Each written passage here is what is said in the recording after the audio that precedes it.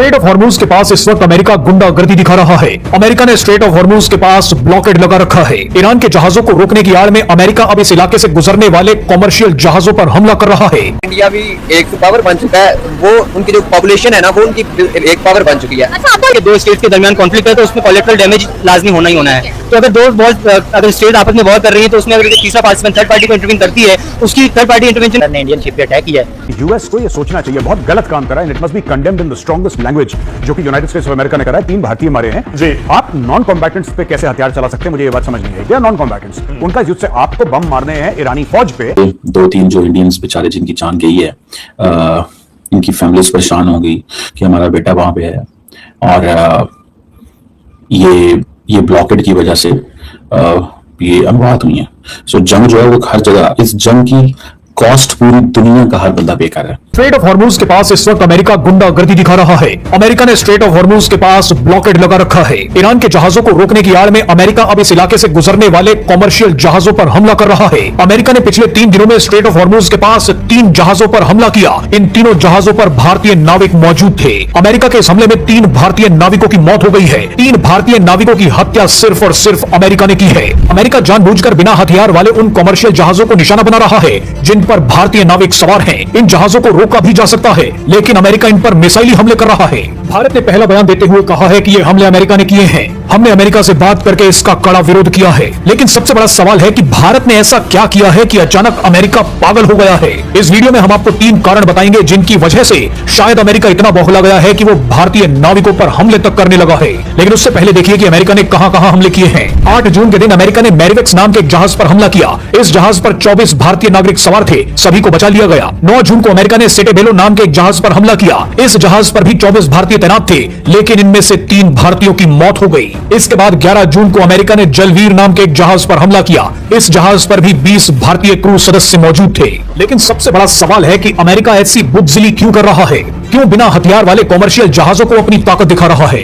दरअसल इसके पीछे 3 बड़ी वजह हो सकती हैं। सबसे पहले तो भारत में ब्रिक्स देशों की एक बैठक होने वाली है। इस बैठक में पुतिन आ रहे हैं और शायद शी जिनपिंग भी आ सकते हैं। हाल ही में रूस की बात मानते हुए चीन ने ऐलान किया कि हम चाहते हैं कि भारत रिक ट्रॉइका नाम का एक संगठन दोबारा शुरू करने पर विचार करे। रिक ट्रॉइका रशिया, इंडिया और चाइना का एक गठबंधन है जो पिछले कई सालों से निष्क्रिय पड़ा है, लेकिन रूस की तरह चीन भी अब इस संगठन को दोबारा जिंदा करना चाहता है। हालांकि रिक ट्रॉइका पर भारत की कुछ जायज चिंताएं हैं। चीन पर इतनी जल्दी विश्वास नहीं किया जा सकता, लेकिन फिर भी चीन के मुंह से रिक ट्रॉइका सुनकर अमेरिका बौखला गया है। अमेरिका शायद भारत को यह चेतावनी देने की कोशिश कर रहा है कि चीन और रूस के पास जाने की जरूरत नहीं है। ऐसे में अमेरिका ब्रिक्स बैठक और रिक ट्रॉइका पर अपनी पोस्चरिंग कर रहा है। बहरहाल दूसरा कारण हो सकता है कि भारत ने अभी तक अमेरिका के साथ ट्रेड डील फाइनल नहीं की है। अमेरिका बौखलाया हुआ है कि भारत उसकी बातें क्यों नहीं मान रहा। भारत अपनी बड़ी मार्केट में अमेरिकी कंपनियों को एक्सेस क्यों नहीं दे रहा। दुनिया में ऐसे कम ही देश हैं जो अमेरिका को किसी डील के लिए इतना लटका रहे हैं। तीसरा और सबसे बड़ा कारण हो सकता है स्टारलिंक डील। एलन मस्क किसी भी कीमत पर भारत में अपनी सैटेलाइट इंटरनेट सेवा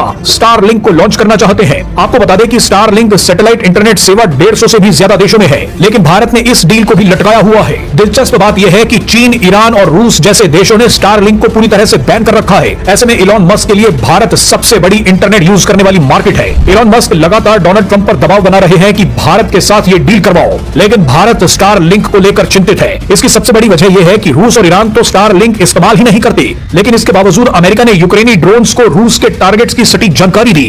ईरान के अंदर मिलिट्री टारगेट्स की जानकारी भी स्टारलिंक से हासिल कर ली गई। इंडियन शिप से हमला ना भी हो, जब भी किसी और शिप पे भी हमला होता है तो उसमें इंडियन मलाह बहुत हलाक होते हैं, क्योंकि काफी शिप से इंडियंस होते हैं। तो इस हवाले से आप क्या कहेंगे कि क्या ये सही है कि ईरान वॉर है आपके और आप दूसरी कंट्रीज का भी नुकसान पहुंचा रहे हैं? देखिए, अगर हम वॉर की डेफिनेशन देखें तो वॉर बेसिकली एक्सप्लेन यही करता है कि 2 स्टेट्स के दरमियान कॉन्फ्लिक्ट है तो उसमें कोलैटरल डैमेज लाजमी होना ही होना है। तो अगर स्टेट आपस में वॉर कर रही है तो उसमें अगर तीसरा पार्टिसिपेंट थर्ड पार्टी को इंटरवीन करती है, उसकी थर्ड पार्टी इंटरवेंशन के बाद अगर उससे कोई कोलैटरल डैमेज पड़ता है तो वो एक पार्ट ऑफ अ वॉर है। तो अगर वॉर सिचुएशन है तो उसमें अगर ऐसी कोई सिचुएशन आती है तो वो कोलैटरल डैमेज में आता है। सर, आप क्या कहना चाहेंगे? इंडियन शिप से अटैक हुआ, आपने खड़े होना है।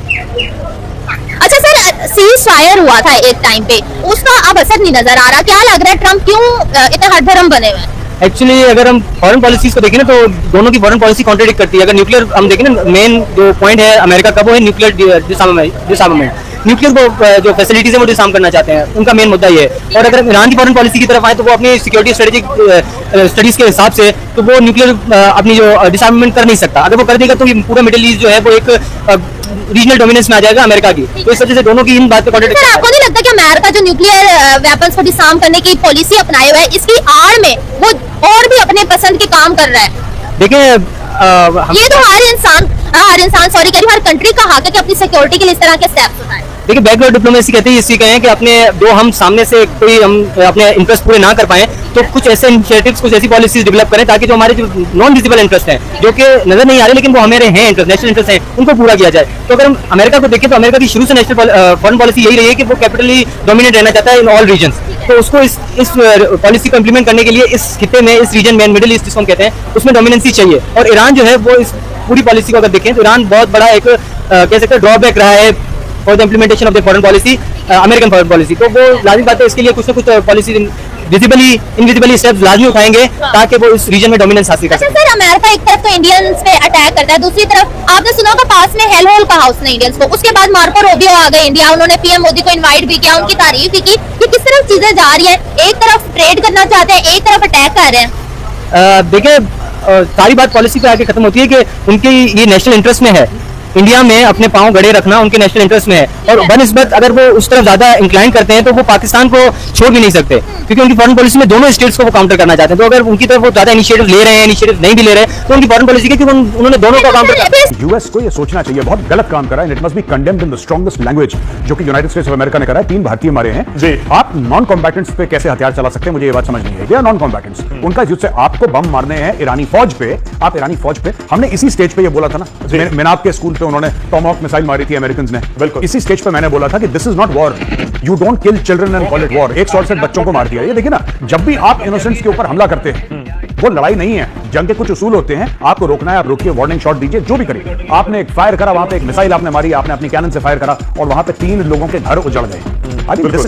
ये क्या है? ये तो बर्बरता है, and this must be condemned in the strongest terms. अब दर्शक ये भी समझना चाह रहे होंगे मेजर गौरवालिया कि ये आइडेंटिटी क्लियर होती है कि ये जो जहाज निकल रहा है इस पर कौन से देश के लोग हैं, ये कहां जा रहा है, कहां से आ रहा है, एग्जैक्टली पता होता है। अब पॉइंट ये है कि अगर अमेरिका ने इसको टारगेट किया तो उनको एग्जैक्टली पता था कि ये जहाज की आइडेंटिटी क्या है। तो देखिए इन्होंने पूछा होगा और जहाज ने बताया होगा हमारी आइडेंटिटी है जी, ठीक है ना। दूसरी ये चीज है कि देखिए ना, अब दुनिया डेस्परेशन की ओर जा रही है, और डेस्परेशन किस चीज का? सबसे पहले अगर ट्रंप ने, मैं कहता हूं अगर डोनाल्ड ट्रंप ने अटैक करना था ईरान के ऊपर जी, तो पहले या तो सोच समझ के ये लड़ाई खत्म करते। आपने ऐसा करा, आप जीत गए, जैसा कि ट्रंप खुद क्लेम कर रहे हैं, हमने तो पूरे ईरान को बर्बाद कर दिया, ईरान घुटनों पे आ गया है, Iran is begging for a cease. I have not heard Iran begging. ये ट्रंप साहब को कौन सी आवाजें सुनाई दे रही हैं अपने कान में कि ईरान बैक कर रहा है? किसी ने, आपने सुना ईरान को बैक करते हुए? ये उनकी स्टेटमेंट है, डोनाल्ड ट्रंप की स्टेटमेंट ये लगातार आती है। अब उनको अगर आवाजें सुनाई दे रही हैं तो मैं फिर उनकी मदद नहीं कर सकता जी। लेकिन एक बात बताइए, देखिए ना, ये आपने ऐसा कर दिया है, ये लड़ाई शुरू करके, अगर ये इनके कंट्रोल में नहीं है, प्रॉब्लम ये है सबसे बड़ी। इसके जो कॉन्सिक्वेंसेज है लड़ाई के, they are unable to manage those consequences. और लड़ाई में कॉस्ट एंड कॉन्सिक्वेंसेज होते हैं, और फिर या वो मिनाब में 168 बच्चे भुगते हैं, या फिर ये 3 भारतीय भुगते हैं जी। Innocents have to bear the cost of war। बिल्कुल। और इसमें आप लड़ो, बिल्कुल लड़ो, आपकी खुशी है, एक दूसरे पे मिसाइल मारो, God bless you, spare the innocents. बिल्कुल, जो बेगुनाह है आप उनके ऊपर वार नहीं कर सकते। ये शिप के अंदर उनको पता था कि इंडियंस हैं, इसीलिए अटैक करा, मैं ये नहीं कहूंगा, it's not like that, but इनको पता है कि वो शिप अनार्म्ड है। ये पता नहीं निहत्थे पे वार करना कौन सी पॉलिसी है, आई हैव नॉट अंडरस्टूड। ये हो सकता है कि उन्होंने वार्निंग दी हो कि आप नहीं निकलना चाहते, कि वहां से निकलने की कोशिश इस शिप की तरफ की जा रही है। और तरीके हैं, और तरीके हैं। आपने सीधा हथियार खोल के आपने इनोसेंट्स की जान ले ली। जरा इन्होंने बोर्ड नहीं करे थे ईरान के शिप्स, 2-2 शिप्स, आपको पता है, हमने कवर करा था, वीडियोस आई थी, उसकी वीडियोस इन्होंने जारी करी थी। आप बोर्ड करिए ना शिप को, आपके पास दुनिया भर के मरीन्स हैं, कमांडोज हैं, आप हेलीकॉप्टर भेजिए। ऐसा तो नहीं कि रोज 50-60-100 शिप्स पार कर रहे हैं, ऐसी बात तो नहीं है। कुछ आते हैं, आप बोर्ड करिए, उनको रुकवाइए। ये कैसे पता लगता है कि इस शिप के ऊपर कुछ भी आर्म्ड नहीं है, कुछ भी कोई सैनिक नहीं है? देखिए, अगर वो शिप आर्म्ड होता, उसके पास कुछ होता हथियार, तो हथियार चला के अपनी रक्षा करता। That is a sitting duck। वो तो सिटिंग डक है ना, इतना बड़ा, वो धीरे धीरे धीरे चलता है, उसके अंदर ऑयल होगा, गैस होगी, जो भी उसका कार्गो होगा वो चल रहा है, and you just fire a shot and that ship starts burning and people die. थोड़ा सा, आई मीन, जो हम कहते हैं ना, देयर आर, जिसको कहते हैं कि there are certain terms of engagement. आप जब वॉर लड़ते हैं, कुछ कॉन्टेक्स्ट में एक वॉर फाइट होता है, उसके कुछ रूल्स होते हैं। You do not harm innocents. आप इनोसेंट लोगों को नहीं हार्म कर सकते। आप जाके पता लगाइए, the onus is on the US to find out कि शिप के अंदर हथियार है कि नहीं। उनका ओनस नहीं है, ये पहले ईरान से परमिशन ले, ईरान ने रोका हुआ है, फिर ये यूएस से परमिशन ले।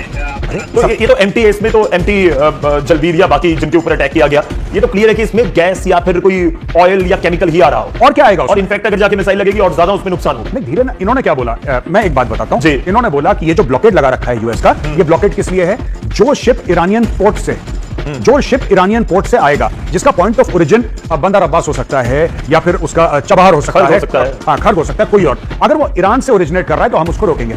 ठीक है। अब ये पता लगाइए ये जो इंडियंस के साथ शिप आ रहा था ये कहां से ओरिजिनेट कर रहा था।